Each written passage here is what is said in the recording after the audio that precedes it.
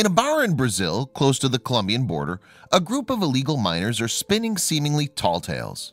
The miners claim that in the wilds of the Amazon, they encountered a lost tribe, one of the few communities on Earth still untouched by the modern world.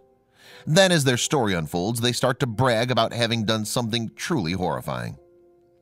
From its mist-shrouded mountains to the thick swaths of the Amazon jungle, Brazil has always been a wild and beautiful place. Ever since Europeans arrived there at the dawn of the 16th century, though, there have been outsiders present, keen to exploit the country's abundant natural resources. At first, Europeans began exporting Brazil's pau-brasilha trees, known for their ability to produce a precious red dye. Then the colonists started transforming large tracts of the land into sugar plantations. They enslaved the native peoples and shipped their crops across the world. However, these developments paled in comparison to the gold rush and the rubber boom of the 18th and 19th centuries. Keen to get their hands on these valuable resources, Portuguese buccaneers began exploring the uncharted interior of the country. Wherever they went, the settlers left destruction in their wake, decimating the landscape and destroying the indigenous way of life. Sadly, some 300 years later, little has changed. Although there are no more Portuguese bandeirantes, their legacy is difficult to ignore. Today, more than 20% of the lush green Amazon rainforest has already been destroyed. In response, the local government has put regulations in place to control deforestation. Yet illegal operations continue in a region that's notoriously difficult to police. The tribes that call the Amazon their home have found their territory growing ever smaller. The depths of the forest do, however, still conceal communities that have no contact at all with the outside world, but their numbers are in decline. According to experts, there are around 100 uncontacted tribes in the Amazon today. Sadly, though, they're under constant threat from hostile outsiders who can easily outmatch them with firearms and who have the potential to carry diseases previously unknown to them.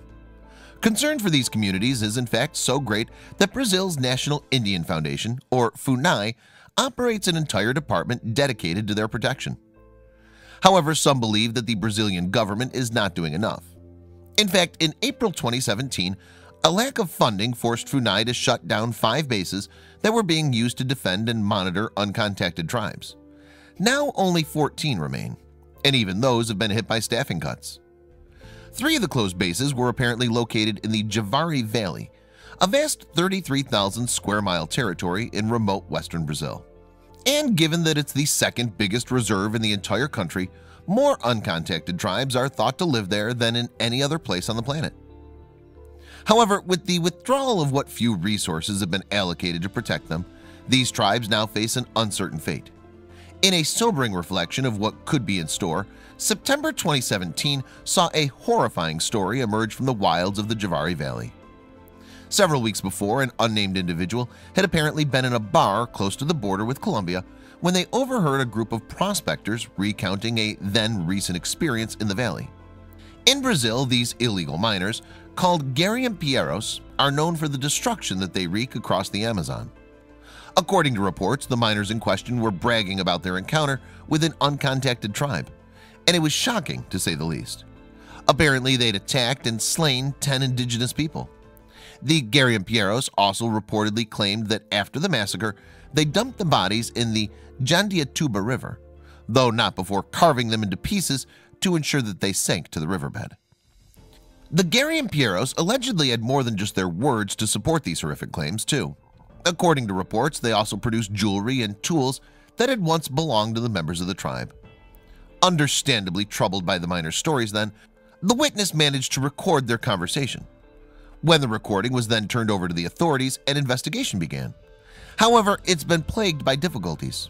Perhaps most significant is the remoteness of the place where the crimes are alleged to have taken place. Indeed, it can only be reached following an arduous 12-hour boat journey into the Amazon.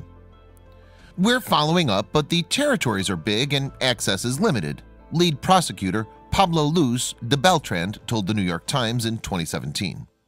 These tribes are uncontacted. Even FUNAI has only sporadic information about them, so it's difficult work that requires all government departments working together. Investigators are still struggling to gather details of the crime from a community that's isolated and distrustful of outsiders. Meanwhile, indigenous rights organization Survival International has claimed that the incident may have wiped out a significant portion of a tribe and that the government has only itself to blame. Campaigner Sarah Schenker told the New York Times, "If the investigation confirms the reports, it will be yet another genocidal massacre resulting directly from the Brazilian government's failure to protect isolated tribes, something that's guaranteed in the Constitution." It's the latest in a line of problems that have been plaguing the unpopular president, Michael Temer.